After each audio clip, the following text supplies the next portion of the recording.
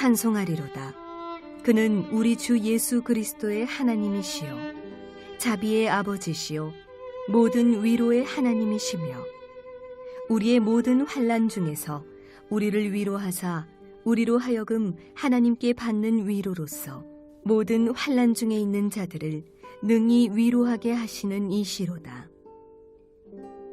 그리스도의 고난이 우리에게 넘친 것 같이 우리가 받는 위로도 그리스도로 말미암아 넘치는도다.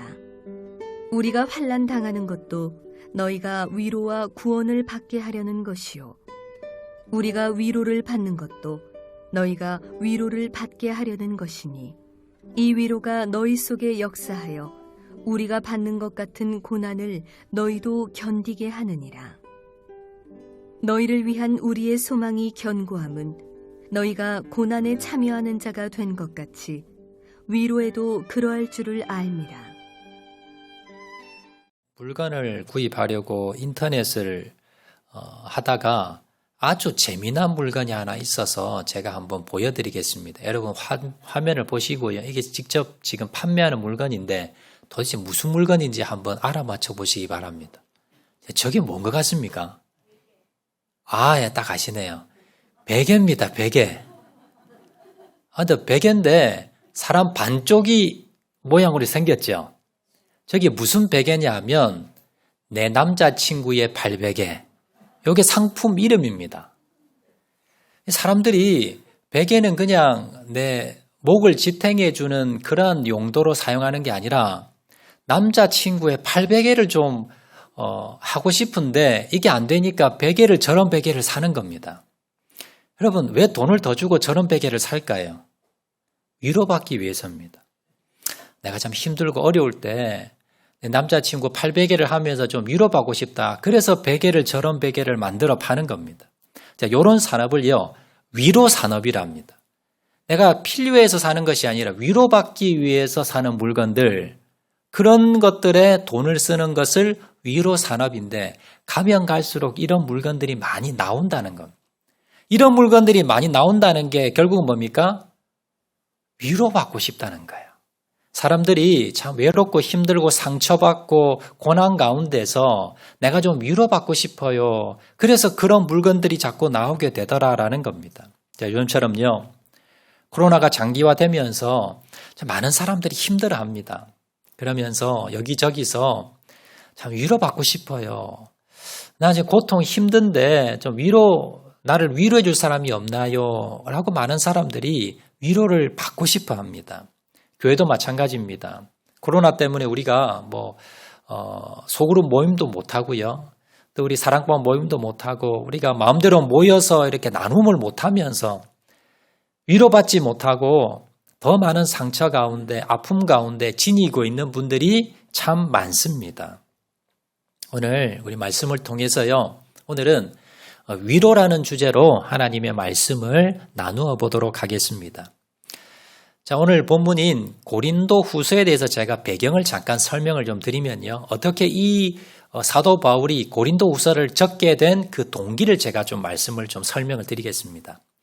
여러분 아시듯이 사도 바울은 다메섹에서 예수님을 만나고 난 뒤에 그 뒤에 사도가 되어서 이방인들에게 복음을 전하는 사도가 됩니다. 그래서 3번의 선교여행을 통해서 많은 교회를 세우고 또 전도를 하고 복음을 전했습니다. 그래서 교회를 여러 곳을 세웠는데 여러분 교회라고 하는 것이요. 세워놓았다고 그게 잘 운영되는 게 아닙니다. 교회가 뭐가 있어요? 문제가 생겨집니다. 지상의 모든 교회들은 다 문제가 있어요. 여러 가지 다양한 문제들이 있었는데 이 사도 바울은요. 그 세웠던 교회에서 문제가 생겨지자 그 문제를 해결하기 위해서 많은 편지를 썼습니다. 이게 오늘 남아있는 여러분 우리 신약 성경의 서신서의 대부분들입니다. 자, 그런데 그 교회 중에서 제일 문제가 많았던 교회가 고린도 교회입니다. 이 고린도 교회는요. 파벌이 있었습니다. 교회에서 누구파로 나뉘어서 싸웠습니다. 소송도 했습니다. 격렬하게 싸웠습니다. 또 음란의 문제가 있었고요. 은사 때문에 여러 가지 문제가 많이 발생을 했습니다. 우상숭배 문제도 있었고요. 무엇보다 문제가 뭐냐면 사도 바울을 불신하는 겁니다. 이 교회를 세웠던 사도 바울을 불신하고 배척하고 사도 바울의 가르침을 따르지 않고 사도 바울의 그 발자취를 없애려는 사람들이 많았습니다. 교회 대부분의 주류였습니다. 그래서 사도 바울이 상당히 고통스러워했습니다. 그래서 사도 바울이 이 문제를 해결하기 위해서 지금 고린도 교회를 찾아갈 상황이 안 되어서 처음에 디모데를 보냅니다. 자, 디모데를 보내서 이 문제를 좀 해결하기 위해서 보냈는데 결론적으로 실패하게 됩니다. 사도 바울에 대해서 더 반감을 가지고요. 이 젊은 디모데를 업신여기면서 이 디모데의 가르침을 받으려 하지 않았습니다. 그 사도 바울은 참 고민거리 중에 하나가 이 고린도 교회였습니다. 그래서 사도 바울은요, 한 번 더 사람을 보내게 되는데 그 사람이 누구냐면 디도라는 사람입니다.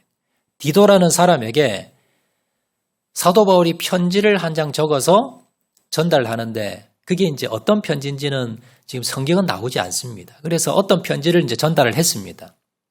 보내놓고 사도 바울의 마음이 어땠을까요? 이 고린도 교인들이 디도를 잘 받아줄까? 디모데는 배척해버렸거든요. 그리고 내가 보낸 편지를 오해하지 않고 잘 들어줄까? 이들이 이 문제, 여러 가지 교회 문제를 잘 해결할까? 여러 가지 고민이 참 많았습니다.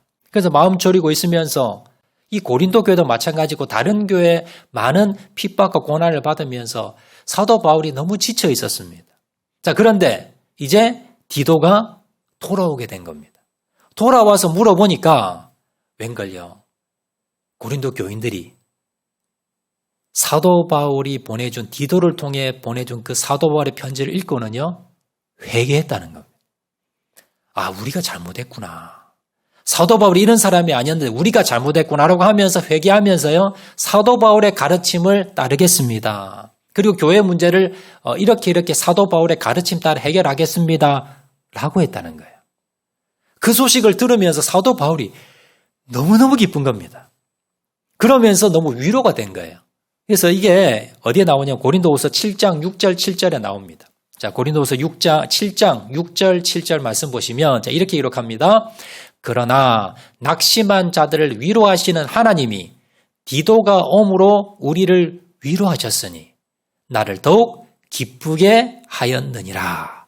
디도를 통해서 고린도 교회가 이제 사도 바울에 대한 오해를 풀고 그리고 사도 바울의 가르침을 받겠습니다. 저희들이 잘못했습니다. 이제 사도 바울 가르침 따라 우리가 순종하겠습니다. 라는 소식을 듣고 사도 바울이 뭘 받았다? 위로받았다는 거예요. 회복이 됐다는 거예요. 그리고 마음에 더욱 기쁨이 넘쳤다.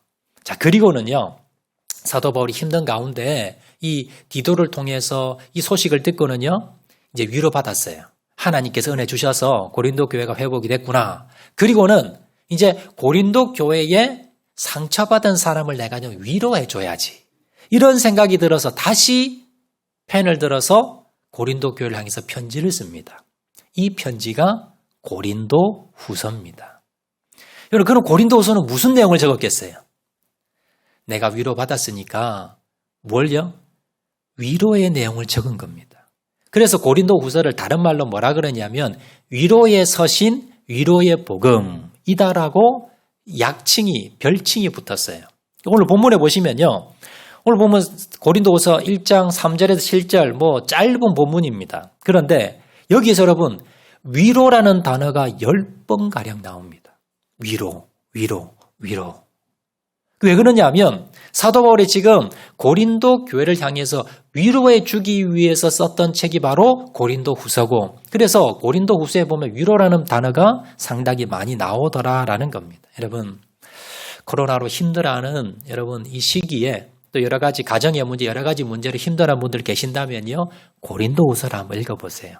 오늘 뭐 짧은 부분이지만요. 집에 가셔서 고린도 후서를 쭉 읽어보시면서 하나님께서 이 사도 바울을 통해서 고린도 교회를 어떻게 위로하셨는가라는 것을 우리가 알 수가 있더라라는 겁니다. 자, 그럼 구체적으로 오늘 본문을 통해서요. 사도 바울은 어떻게 위로를 받았으며 그리고 그 위로받은 이후에 어떤 삶을 살게 되었는가 여기에 대해서 우리가 한번 구체적으로 말씀을 나누어 보도록 하겠습니다.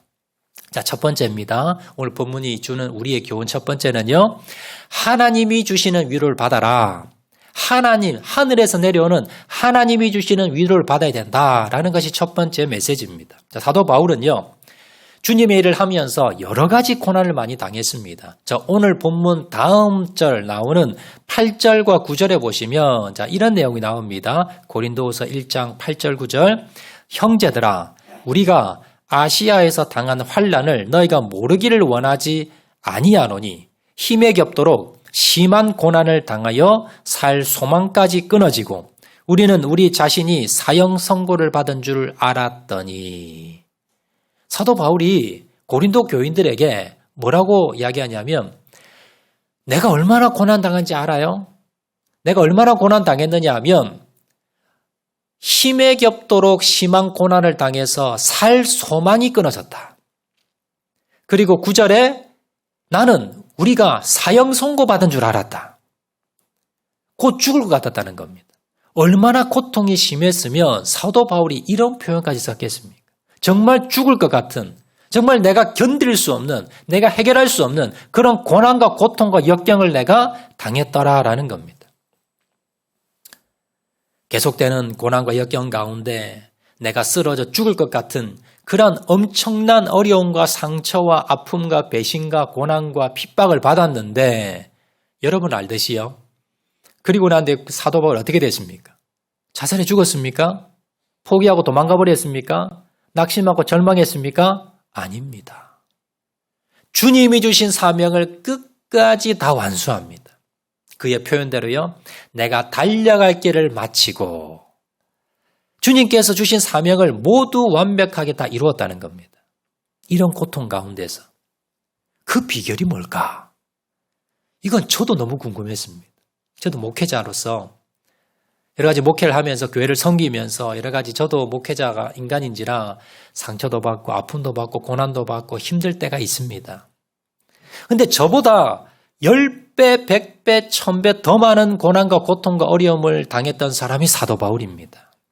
사도 바울은 도대체 이 상처와 아픔과 고난과 고통을 어떻게 회복했냐는 겁니다. 어떻게 극복하고 그 사명을 다 감당할 수가 있었고 저는 이제 교회 한 교회를 다니만 하는데 사도 바울은요 한두 교회가 아니에요. 그 많은 교회를 다 개척했던 교회를 다 다스리고 섬기고 또 회복시키는데 어떻게 그렇게 할 수가 있었는가? 이걸 오늘 한번 우리가 말씀을 나눠보도록 하겠는데요. 사도 바울은요, 먼저는요, 하나님 주시는 위로를 그가 알았습니다. 사도 바울이 이 고난 가운데에서 그가 회복할 수 있었던 비결이 뭐냐면 믿음이 있었어요. 사도 바울이.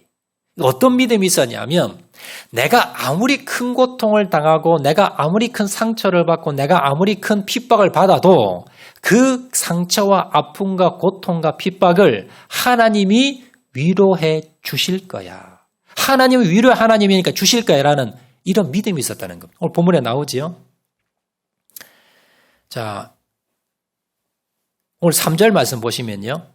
3절에 보면 사도 바울이 뭐라고 고백하느냐 하면 찬송하리로다 그는 우리 주 예수 그리스도의 하나님이시요 자비의 아버지시요 모든 위로의 하나님이시며. 자, 사도 바울은 뭘 알았냐면요.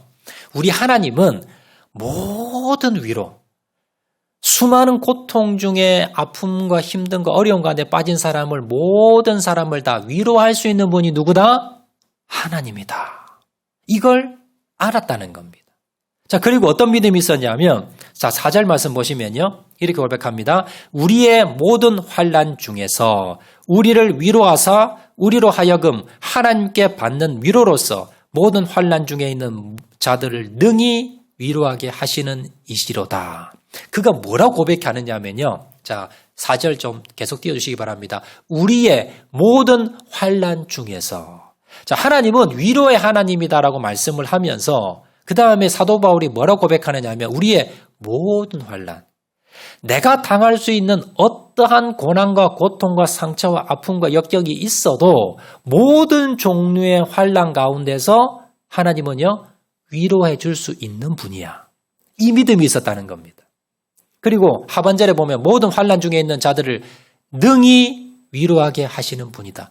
모든 종류의 환난을 다 위로해 줄 수 있고요. 그리고 그 모든 종류의 환난이라 하더라도 능히 뭡니까? 다 위로해 주고 치유해 주고 회복해 줄 수 있는 능력이 있는 분이 하나님이다. 이 믿음이 있었다는 겁니다.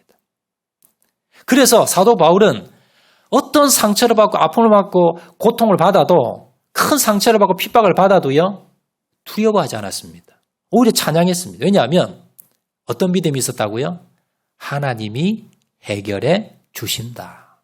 하나님이 고통을 해결해 주시고 하나님이 내 상처를 치유해 주시고 하나님이 고난 가운데 빠진 나를 위로해 주시는 분이 하나님이시고 반드시 해 주신다라는 믿음이 있었다는 겁니다.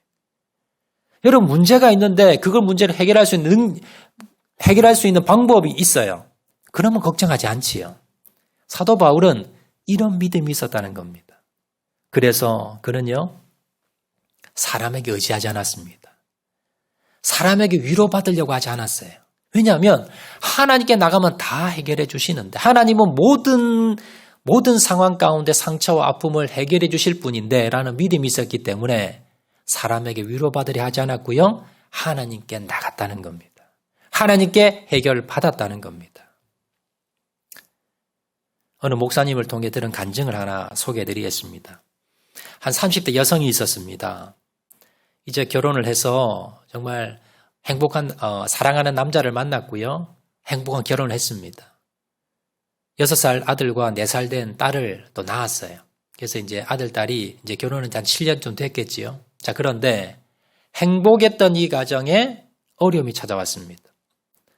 어느 날 아침에 멀쩡하게 출근했던 남편이 교통사고로 그 자리에서 즉사하게 됩니다. 6살, 4살 난 아들, 딸, 과부가 됐습니다. 젊은 나이에. 이제 30밖에 되지 않았는데 과부가 된 겁니다. 자녀를 보니까요. 어떻게 해서 내가 저 자녀를 키워야지. 독한 마음을 먹고 그리고는 이제 남편의 보상금을 가지고요. 억척같이 살았습니다. 자, 그렇게 한 3년 정도를 열심히 힘들지만 그렇게 살았는데 뭘 먹으면 자꾸 소화가 안 되는 거예요. 그래서 병원에 가봤더니 위암 말기라는 겁니다. 그리고 이게 암이 퍼져서 이게 수술해도 가망이 없다는 겁니다. 청천벽력 같습니다. 왜 내게만 이런 고통이 올까? 왜 우리 가정에 이런 어려움이 올까? 우리 자녀는 그러면 어떡하나? 자포자기하고 절망하며 낙심하며 그냥 세상을 포기하고 있을 때 그때 친한 친구가 우리 교회 한번 가보자 라고 하면서 교회 데리고 간 겁니다. 그리고 이제 담임 목사님 만난 거예요. 담임 목사님 만나서 자초지정을 이야기하니까 참 목사님도 마음이 아프지요. 그래서 목사님이 이제 성경 말씀을 이렇게 봉독을 해줬습니다. 예배를 드렸는데 그 말씀이 누가복음 7장입니다. 누가복음 7장에 보면 이제 아들이 죽고 통곡하는 여인이 나옵니다. 그 여인에게 예수님이 뭐라고 하시냐면 주께서 그 과부를 불쌍히 보시고 여인에게 울지 말라라는 말씀을 하세요. 이제 그 본문을 쭉 이제 봉독을 해준 거. 그리고 이제 설교를 하고요. 위로를 하고 그리고 이제 간절히 기도해 줬습니다. 하나님, 이 여인이 이제 생명으로 남지 않았습니다. 어린 2 자녀가 있습니다. 하나님, 이 자녀를 위해서라도 이 여인을 좀 회복시켜 주세요라고 간절히 이제 눈물로 기도하고요. 그리고 이제 다 예배 마쳤어요. 그리고는 이제 자리에 딱 일어서는데 이 자매가 갑자기 어떤 소리가 들리는 거예요. 이게 귀로 듣는 소리가 아니고 마음 안에서 심령 안에서 뭔가 음성이 이렇게 처음 듣는 음성이에요. 근데 그 음성이 그 내용이 뭐냐면 조금 전에 목사님이 봉독해 줬던 그 말씀. 울지 말라. 울지 말라. 내 딸아 울지 말라. 이 단어가 이 음성이 마음에서 울려나는데 이게 천둥소리 같이 들리는 겁니다. 이 여인이 눈물이 터져 나옵니다. 펑펑 웁니다. 조금 전에 이제 목사님을 통해서 말씀을 들었는데 그건 목사님이 성경책을 읽으면서 그냥 말씀해 준 거라서 뭐 그냥 목사님 뭐 설교하시는 거였지라고 그냥 그걸 들은 거예요. 위로는 좀 받았지만 그러나 큰 감명은 없었습니다. 그런데 내 마음속에서 누군가가 나에게 말씀을 하는데 딸아 울지 말라. 내 딸아 울지 말라. 그러는데 이건 뭐야? 하나님의 음성인 거예요. 이 처음 들은 거예요. 그러면서 그 마음 가운데 위로가 되는 겁니다. 희망과 소망이 생기는 거예요. 그러면서 이 여인이 알겠습니다. 내가 울지 말고 내가 다시 일어나겠습니다. 그 마음을 먹고요. 이제 그때부터 예수님 영접하고 열심히 교회 다니면서 주님 앞에 매달려 매일마다 눈물로 기도했습니다. 그래서 결국은요, 그 암병이 나았고 신앙생활 잘하고 있다는 제가 간증을 들은 적이 있습니다. 여러분, 이렇습니다. 사람의 말은요, 큰 위로 되지 못합니다. 사람의 말은 우리의 심령을 울릴 수 없습니다. 그렇지만 정말 주님의 그 음성, 주님의 그 위로의 말씀, 주님이 주는 그 한마디 음성의 말씀은 힘이 있다는 겁니다. 우리에게 희망을 주고 소망을 주고 나를 위로해 줄 수 있는 분은 바로 주님밖에 없다는 걸 여러분 기억을 하셔야 됩니다. 자, 그러면 어떻게 하면 주님께 위로받을 수 있을까요? 그 비결은요, 예수님께 나가는 겁니다. 자, 마태복음 11장 28절 말씀 보시면 수고하고 무거운 짐진 자들아 다 내게로 오라. 내가 너희를 쉬게 하리라. 주님 앞에 나가는 겁니다. 사도 바울이 고난과 역경이 있었지만 찬양했습니다. 왜요? 주님께 나가면 주님이 위로해 주시고 내 상처를 치료해 주시고 회복해 주실 거라는 믿음이 있었기 때문에 그 믿음을 가진다면 여러분 주님께 나가야 됩니다. 여러분 상처 가운데 혼자 울지 마시고요.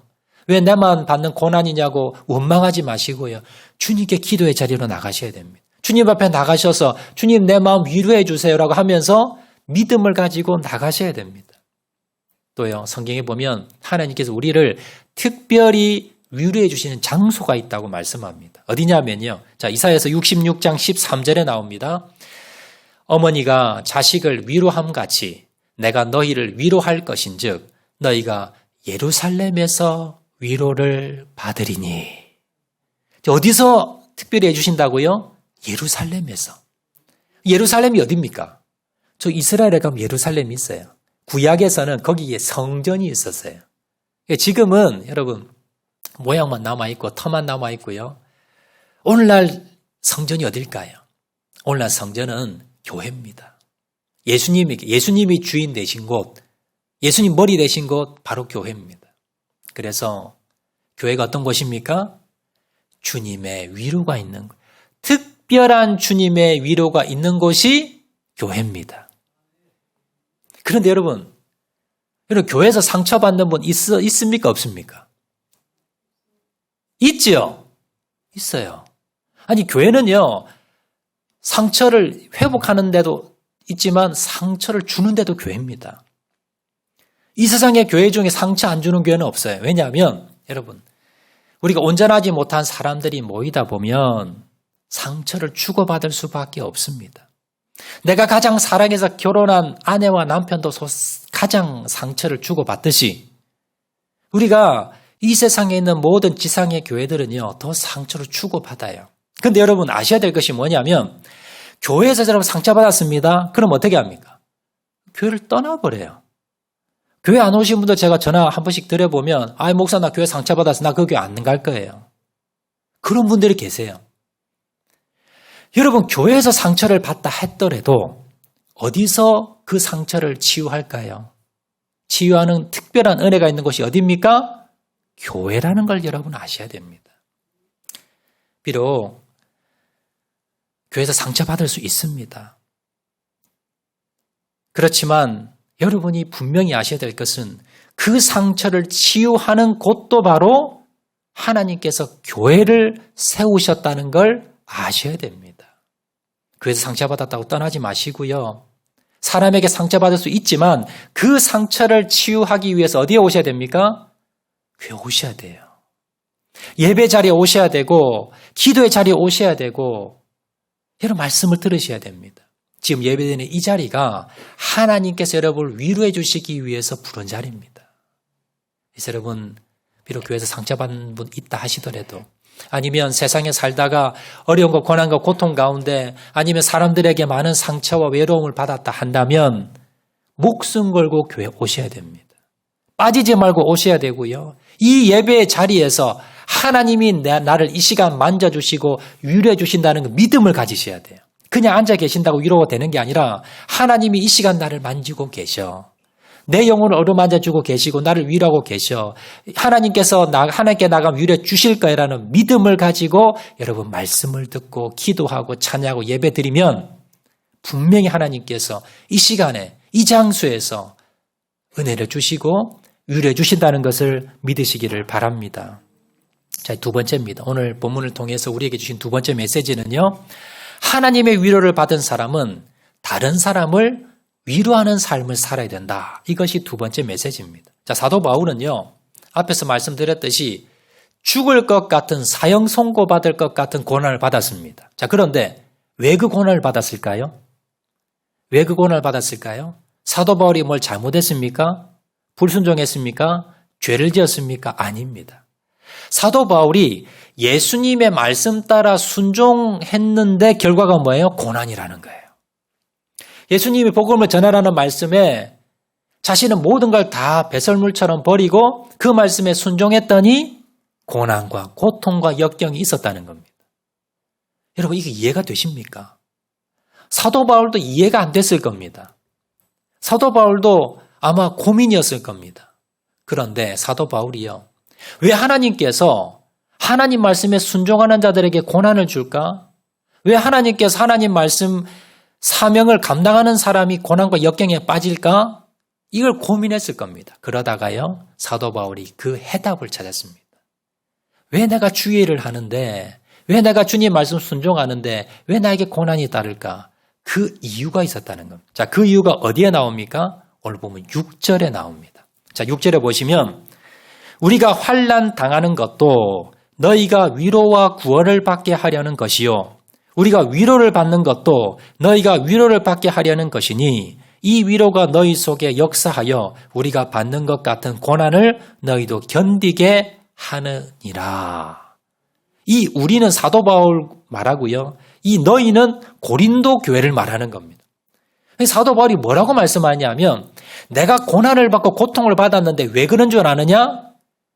너희들을 위로해 주기 위해서. 너희 고린도 교회의 성도를 위로해 주기 위해서 내가 주님께 위로를 받았는데 왜냐하면 너희를 위로받게 하기 위해서. 그래서 너희가 그 위로를 통해서 너희도 고난을 견디는 자가 되게 하기 위해서 내가 고난을 받은 거야. 라고 고백하더라는 겁니다. 사도 바울은요. 고난 가운데 원망하지 않았습니다. 왜 나만 겪는 고난이냐고 원망 불평하지 않았습니다. 물론 죽을 것 같은 고난 가운데 힘들고 어렵고 낙심 절망에 빠지긴 했지만 그러나 머무르지 않았습니다. 머무르지 않고 곧장 회복이 됐습니다. 위로받았습니다. 주님께 위로받았는데 내가 왜 그 고통에 빠졌느냐? 나같이 고난받는 사람을 위로해 주라고 하나님께서 나를 고통을 주셨구나. 그리고 주님께서 나를 위로해 주신 것은 그들을 위로해 주라고 나를 위로해 주시는 것이구나. 그래서 그들도 고난 가운데 나를 통해서 위로받고 회복되게 하기 위해서구나. 이걸 깨달았더라는 겁니다. 여러분, 여기서 할 수 있는 것은 뭐냐면요. 여러분들이 정말 다른 사람을 위로해 주고 싶으면 어떤 사람이 돼야 되냐면요. 여러분들 그 고난을 똑같이 한번 당해봐야 된다는 거예요. 내가 겪어봐야 그 사람을 위로해 줄 수 있습니다. 저는 한 번씩 병원 신방을 갑니다. 병원 신방 가면요. 제가 꼭 드리는 말씀이 있어요. 병원에 누워 계시면 힘드시잖아요. 고통스럽고. 근데요. 제가 그 고통을 압니다. 왜냐하면 저는 사형 선고를 받아서 21살 때 1년 반 동안 시한부 인생을 살았었어요. 먹지도 못하고 정말 힘들었습니다. 병원에서는 안 된다 그러고 죽을 날을 바라보고 1년 반을 누워 있었어요. 그래서 병원에서 힘들어 고통 중에 있는 사람의 마음을 압니다. 제가 이제 병원에 가면 그 말씀을 해줘요. 제가 집사님 마음 압니다. 제가 성도님 마음 압니다. 제가 아파봤어요. 제가 죽을 고난을 겪어봤습니다. 그래서 이해합니다. 이 말을 해드리면 위로가 되더라는 겁니다. 여러분, 어릴 때 부모님에게 버림받은 고난과 고통을 겪은 사람이 버림받은 사람을 위로해 줄 수 있습니다. 자녀 잃어버린 고통을 겪은 사람이 자녀의 아픔을 가진 사람을 이해하고 위로해 줄 수 있습니다.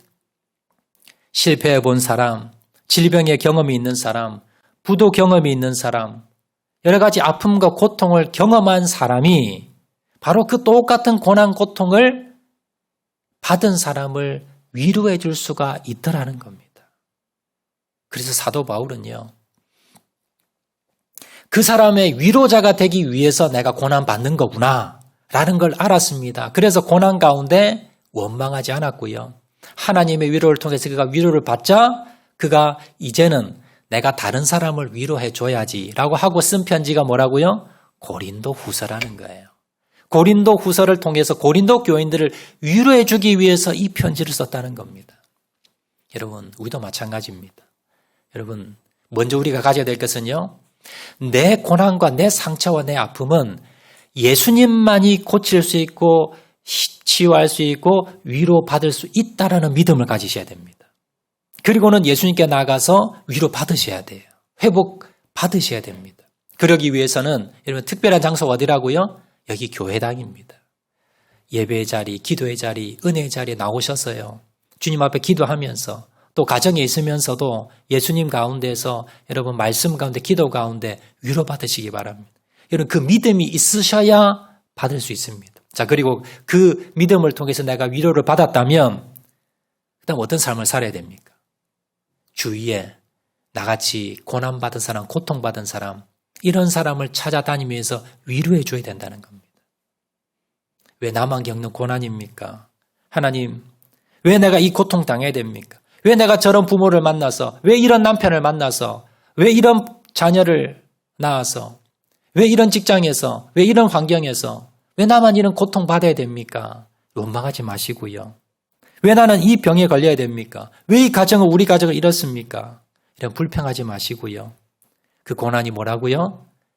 그런 고통받는 사람을 위로해주는 사명을 주시기 위해서 나에게 주신 고통이라는 겁니다. 그 고통을 여러분 겪으셨다면 정말 그 아픔을 다른 사람이 겪지 않아도 되는 그 고통을, 고난을, 아픔을 내가 겪었다면요. 내 주위에 그런 고통받은 사람을 위로해 주라는 주님의 말씀으로 여러분 받아들이시기 바랍니다. 그리고는요. 주위에 나같이 고통받은 사람, 나 같은 고난을 받은 사람을 찾아보세요. 분명히 있을 겁니다. 그 사람을 찾아가세요. 위로해 주는 겁니다. 그 일을 먼저 겪은 사람만이 위로를 해줄 수 있어요. 그래서 여러분이 그 고난을 겪었다는 것을 믿으셔야 됩니다.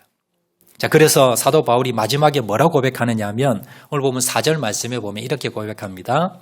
우리의 모든 환난 중에서 우리를 위로하사 우리로 하여금 하나님께 받는 위로로서 모든 환난 중에 있는 자들을 능히 위로하게 하시는 이시로다.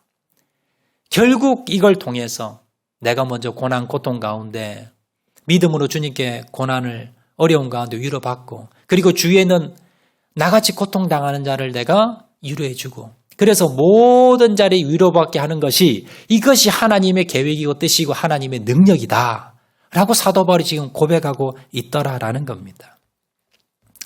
이런 말씀 맺도록 하겠습니다. 코로나로 인해서 많은 사람들이 힘들어합니다. 여러분 코로나 아니더라도 주위에 보면요.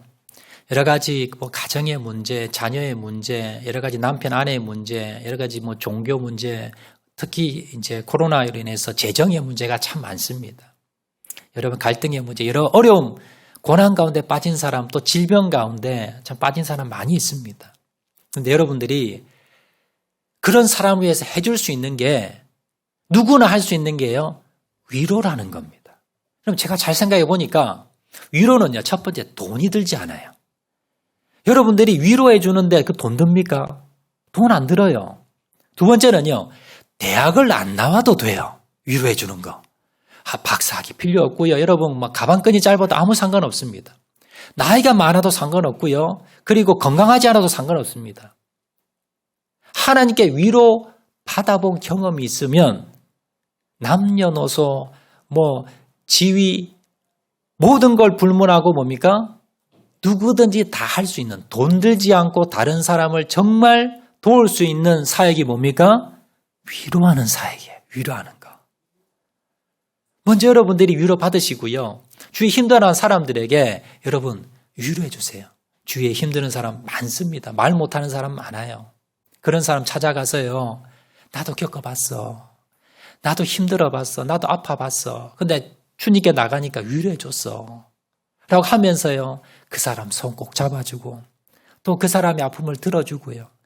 말씀으로 위로해주고 이건요.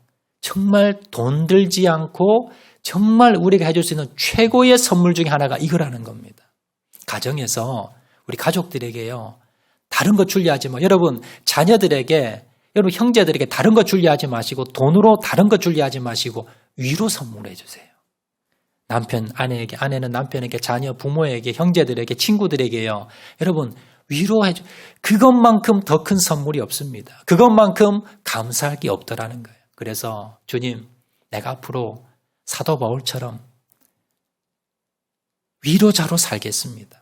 먼저 나는 하나님만이 나를 위로할 수 있는 사람입니다. 내가 사람 찾아다니면서 사람에게 위로받으려고 하면요. 상처받아요. 그래서 하나님만이 나를 위로해 줄 수 있는 사람이다 라고 믿으시고 주님 앞에 나가서 위로받으시기 바랍니다. 그리고 위로받았다면요. 주위에 아파하는 사람들 찾아가서 손잡아 주시고 위로자로서 바나바처럼 바울처럼 그렇게 다른 사람 위로하는 사명을 감당하시는 저와 여러분 되시기를 주의 이름으로 축원을 드립니다. 우리 말씀 생각하면서 찬양하도록 하겠는데요.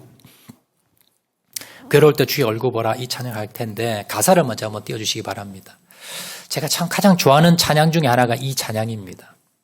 이 찬양 가사 보면요. 오늘 말씀하고 똑같습니다. 자, 한번 제가 가사 읽어드리겠습니다. 괴로울 때 주님의 얼굴 보라.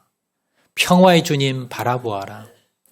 세상에서 힘겨운 친구들아 위로의 주님 바라보아라. 사람들 의지하지 말고 위로받으려 하지 말고 하나님만 바라보고 위로받으라고 믿음을 가지라는 겁니다. 눈을 들어 주를 보라. 내 모든 염려 주께 맡겨라. 슬플 때 주님의 얼굴 보라. 사랑의 주님께서 안식 주시고 위로해 주시리라. 우리가 이 가사 생각하면서 말씀 생각하면서 한번 찬양하도록 하겠습니다. 괴로울 때 주의 얼굴 보라. 평화의 주님 바라보아라.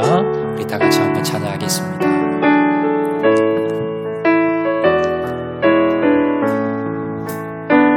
괴로울 때 주님의 얼굴 보라. 평화의 주님 바라보아. 세상에 시달린 친구들아 세상에서 시달린 친구들아 위로의 주님 바라보아. 아멘. 눈을 들어 주를 보라. 눈을 들어 주를 보라. 내 모든 염려 주께 맡겨라. 슬플 때에 주님의 얼굴 보라. 사랑의 주님 안식 주리라. 힘이 없고 내 마음 연약할 때 힘이 없고 내 맘 연약할 때 능력의 주님 바라보아. 주의 이름 부르는 모든 자는 주의 이름 부르는 모든 자는 힘주시고 늘 지켜주시. 눈을 들어 주를 보라. 눈을 들어 주를 보라. 내 모든 염려 주께 맡겨라. 아멘. 슬플 때에 주님의 얼굴 보라. 사랑의 주님. 우리 처음부터 다시 한 번 더 고백할까요? 괴로울 때 주의 얼굴 보라.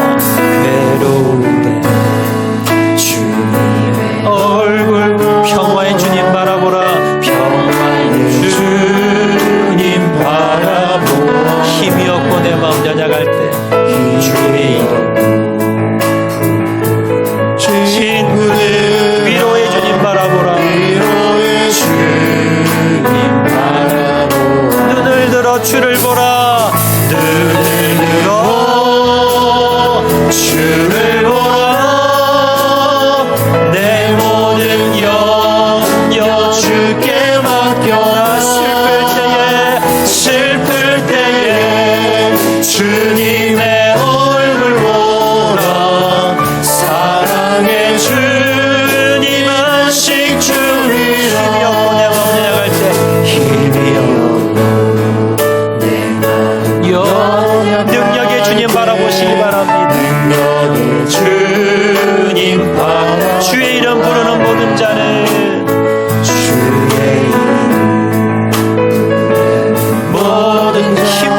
위로하시고 지켜주십니다. 우리 두 손 들고 한번 찬양합니다. 눈을 들어 주를 보라. 눈을 들어 주를 보라. 내 모든 영역 주께 맡겨. 아멘. 슬플 때에 주님의 얼굴 보라. 사랑의 주 우리 시간 한번 더 고백합니다. 눈을 들어 주를 보라. 눈을 들어 주를 보라. 내 모든 영역 주께 맡겨라. 슬플 때에 주님의 얼굴 보라. 사랑의 주님 안식 주리라. 시간 한번 통성을 기도하실 때에 주님, 왜 나만 겪는 고통이냐고, 왜 우리 가정만 겪는 고통이냐고 주님 앞에 원망하며 불평했던 그 이 시간 회개합니다. 사람 찾아다니며 위로받으려 했던 그 이 시간 회개합니다. 주님, 오직 주님만이 나를 위로해 줄 수 있으며 능력이 있으신 분이라는 걸 시간 깨닫게 도와주시고 주님만을 바라보며 주님께 위로받겠습니다. 결단하는 절 되게 도와주시옵소서. 주님께 위로받고 이제는 주님, 왜 나에게 이런 고통 주셨는지 깨달았습니다. 나같이 고통받는 사람들, 내가 가서 위로할 수 있는 사람 되게 도와주시고 바나바처럼, 바울처럼 그렇게 많은 사람들 위로할 수 있는 사람으로 하나님 쓰임받게 도와주시옵소서. 이 시간 다 같이 한번 통성으로 기도합니다. 사랑과 내가 많으신 아버지 하나님, 주님 왜 나만 겪는 고난이냐고, 왜 우리 가정만 이런 고난이 있냐고 주님 앞에 원망하며 불평했던 것 이 시간 회개합니다.